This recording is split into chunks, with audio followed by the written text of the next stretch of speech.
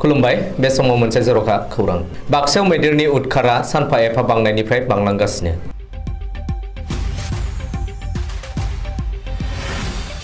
आथिखालाव हाग्रा ओनसोलजों नांजाबनाय गामियाव रायजो जानाय आबादारिफोरनि थाखाय हाग्रानि मैदेरा मोनसे गेदेर जेंना जानानै फैदों। मैदेरनि उदखारा सानफा एफा बांनायनिफ्राय बांलांगासिनो दं। बाक्सा जिल्लानि बाथाबारि हाग्रा बिट' मावख' आरो अदला भिसिडिसिनि सिङाव थानाय खोला बोरि खादङा गामिनि रतिकान्त नार्जारिनि माइ बाख्रि आरो गय बिफांफोरखौ हाग्रानि मैदेरा सिफायनानै गाज्रियै सिलिंखार खालामलांदों।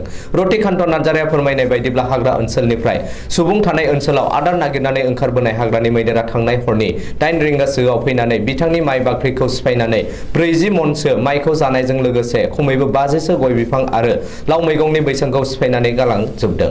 लोगोसे ओंखाम संग्रा इसिंखौबो सिफायनानै थेर बेथेर खालामलांनायखौ फोरमायो।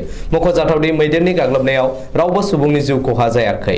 अब्लाबो नाथाय माइ आरो आबाद जालांनायाव गोबां दुखु मोननाय फोरमायो। बेनि थाखाय हाग्रा बिफाना खहा सुफुंनांगौ होननानै गोबाङानो लुबैदों।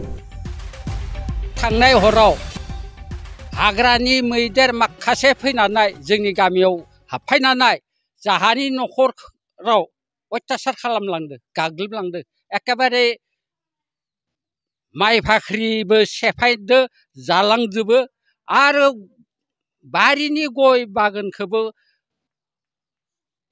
50 दाल सेफायलांदो आरो बिगानै हानि लाव बिखौबो सेस खालामना गालांदो सेफायजोबनानै। आं बिनिखायनो दिनै बागानपारा जोंनि खाथियाव बागानपारा हाथाय दंमोन, बेखौबो हाथाय जानोबो सोलाबलायासै आरो आं दालागिनो ओंखाम जानोबो सोलाबलायि ओरैबायदि आंहा न'खराव खामानिखौ आं मावनांदो आरो सामलायनांदो। बिनिखायनो आं दिनै बहुद दुखुथिया बायदि गोसोआव मोनदों।